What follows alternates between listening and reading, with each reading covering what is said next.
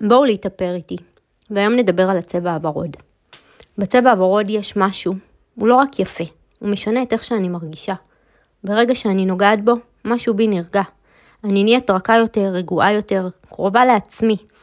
ורוד מזכיר לי אהבה, אהבה עצמית, חמלה, נשיות שקטה. מזכיר לי לאהוב את עצמי גם כשלא הכל מושלם. כשאני מתאפרת בוורוד, אני לא רק מוסיפה צבע לחיים שלי, אני מוסיפה רוך ללב שלי.